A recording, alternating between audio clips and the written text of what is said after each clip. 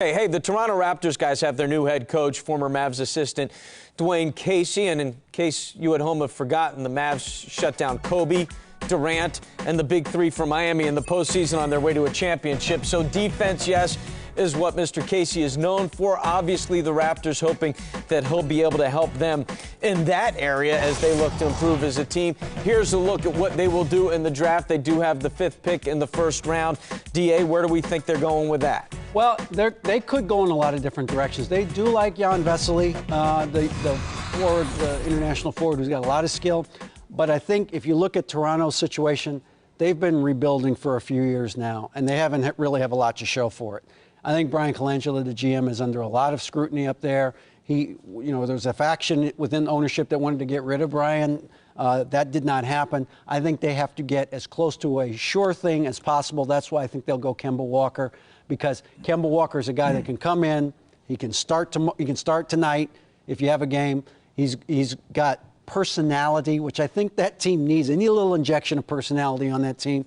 And it's a position that's going to be very important for them going forward to have some upside to. Jose Calderon has played there the last couple of years as a starter, been hurt, hadn't really gotten it done. He was very good as a backup. I think they like to get him back to being a backup. Yeah, I like that move a lot, DA, because when a coach starts off at a new place, you definitely want to be on board with your point guard as an extension of what you do on the floor. So Dwayne Casey picking up who I like to refer to as the Charlie Sheen of college basketball, because this guy is about winning. Had a fantastic season, and I would love to see him there. You could put him with Jared Bayless, slide Bayless over to the 2. He's a natural scorer. And you have a young core of Walker and Bayless with DeMar DeRozan and Ed Davis, and trying to get these guys. And let's face it, in Toronto, they think defense is what you put around the yard. They need to learn how to play the D.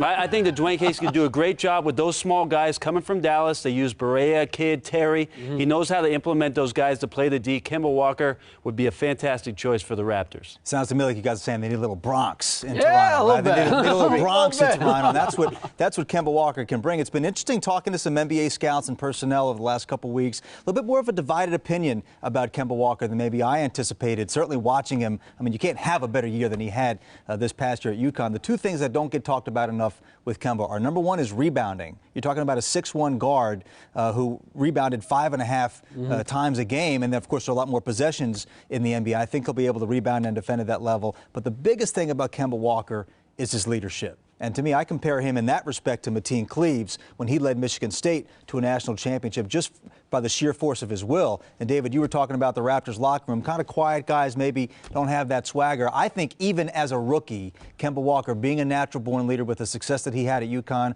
will be a vocal leader. He'll be good in the locker room. He'll play both ends of the floor. He's never going to shoot the lights out, but he'll help you win.